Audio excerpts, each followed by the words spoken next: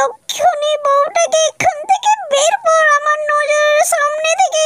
ছেলে ছেলে করে দুটো মেয়ে জন্মেছে, আবার একটি মেয়ে জন্ম দিয়েছে। দূর দূর করে তারা এখান থেকে।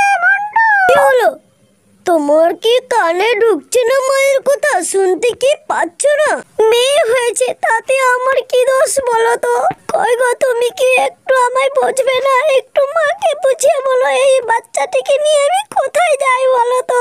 মা তো ঠিকই বলছে, যাও তাড়াতাড়ি এখান থেকে। মন্টু তার স্ত্রীর হাত ধরে বের করে দিল বাড়ি থেকে।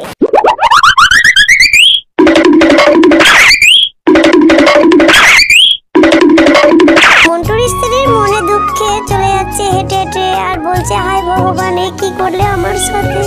এখন এই বাচ্চাটিকে নিয়ে আমি কোথায় যাব? বাচ্চাটিকে তো খুব খিদে পেয়েছে, আমি এখন কি করি? যাই তাতে করে জল খাই, নইলে আমি এই বাচ্চাটিকে কি করে খাওয়াবো দুধ? মন্টুর স্ত্রী যেতে যেতে নদী দেখতে পায়, নদীর ওখানে গিয়ে দাঁড়ায়। মন্টুর স্ত্রী তার বাচ্চাটিকে বলে, মা এখানে থাকো, আমি একটু জল খেয়ে আসছি। মন্টুর স্ত্রী বাচ্চাটিকে রেখে যেই জল খেতে গিয়েছে সেই স্লিপ কেটে পড়ে গেছে জলে। মন্টুর স্ত্রী জলে ডুবে মারা গেল। বাচ্চাটি খুব কাঁদছে, কান্নার আওয়াজ শুনে জল থেকে উঠে জলপরি উঠে দেখে, আরে এ তো শিশুকন্যা। আরে এই শিশুকন্যাটিকে এত সুন্দর দেখতে।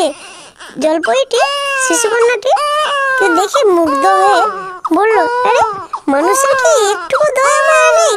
এই শিশুটিকে এখানে রেখেছে, যদি কেউ হিংস্র পশু এসে খেয়ে নেয়। জলপরিটি বাচ্চাটিকে কোলে তুলে নিল। জলপরিটি শিশুটিকে বলে, তুই আর কাঁদিস না মা, আজ থেকে লালন পালন আমিই করবো তোর। আজ থেকে তোর মা আমি হলাম। তাহলে বন্ধুরা আজকের গল্পটি এখানেই শেষ। গল্পটি কেমন লাগলো কমেন্টে জানাবেন। গল্পটি যদি ভালো লাগে লাইক করবেন, শেয়ার করবেন আর সাবস্ক্রাইব করবেন। দেখা হচ্ছে আরেকটি নতুন গল্পের সাথে।